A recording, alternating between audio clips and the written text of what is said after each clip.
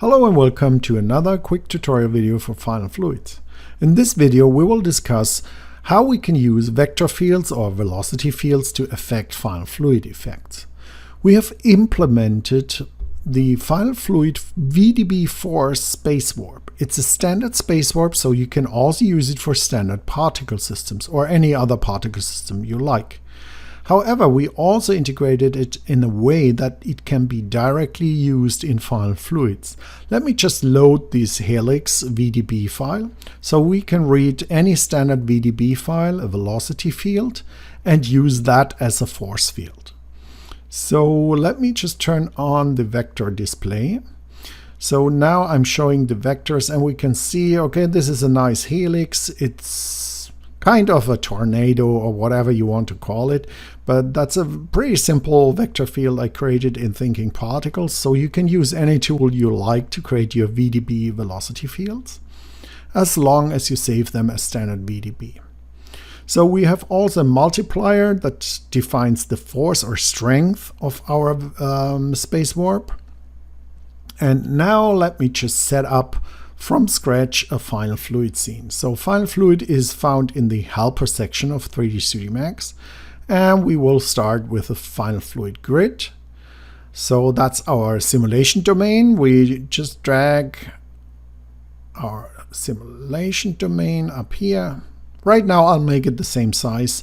We'll adjust later, but so let's just make it the same size as our velocity field. Let me just find my height. Where's my height? Here we go. Okay, so I'll move that up so that we enclose all our simulation we expect to have here. And there we go. So now we have our simulation domain. That's our box where the simulation happens. And inside there we will have our finalFluid. So the next thing that's missing is our emitter. So I'll just pop an emitter in here, and here we go. We have a finalFluid emitter. Now we have nearly everything we want. Let me just turn the emitter to a box and make this a flat box, not that high. And let's just move this down below here. And our fire or whatever we want to do, smoke or whatever you plan to do as a visual effect, we can adjust right now. So let me just move that somewhere here so that it can suck up our flame and affect it later on. So let's see where we are right now. Let me just bring up the interface here, and we'll select the grid again and just go into our preview mode. But before we do so, keep in mind we have to pick our emitter. So I'll pick emitter 1.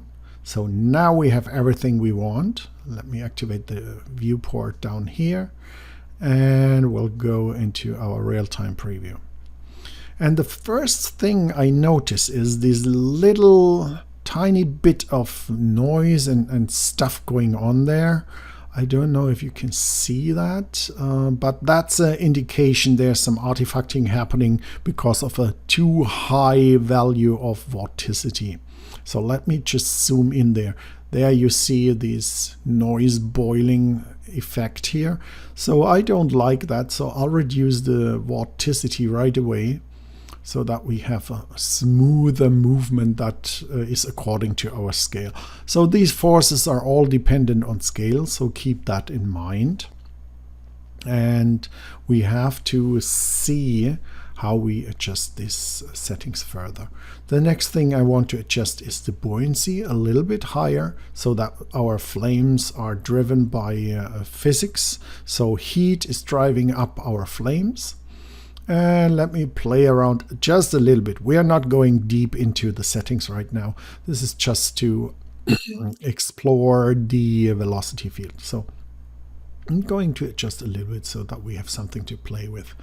And we can also add more fuel in our emitter, which I'm doing right now. So I'm adding more fuel, and we have really enough heat and material to create some flames and smoke and fire effects. Maybe that's a little bit too high or too much for fuel. Let me just dial it down just a little bit to get it smooth. And now what we want to see is maybe I can see that our smoke is dark, so I want to have a different background. So I go into the max environment and just choose a gray background so that we can see the amount of smoke we create here. And let me just zoom out a little bit so that we can see our smokestack or column of smoke.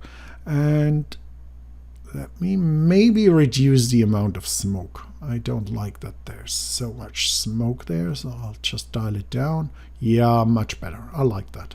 So we have less smoke here.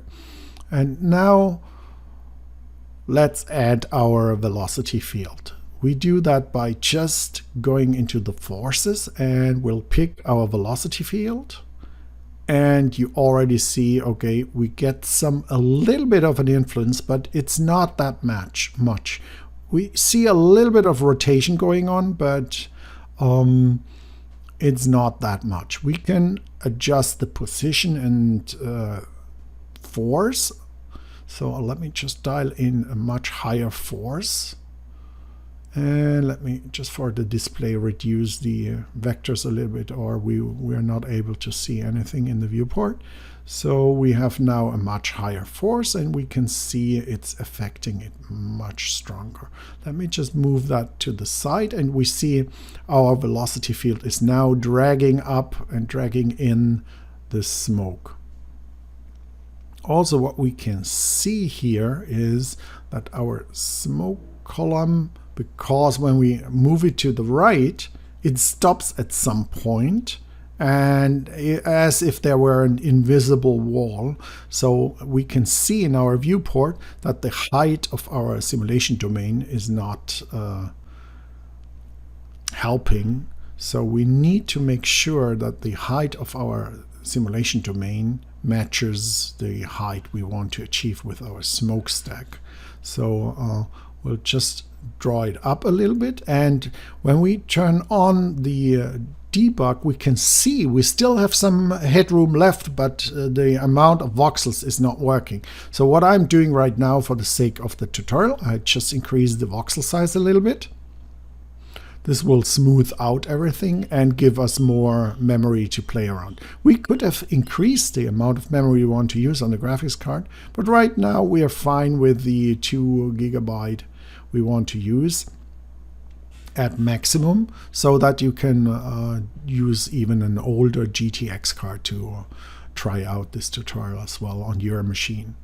So, and now we can see really nicely the influence of our force field.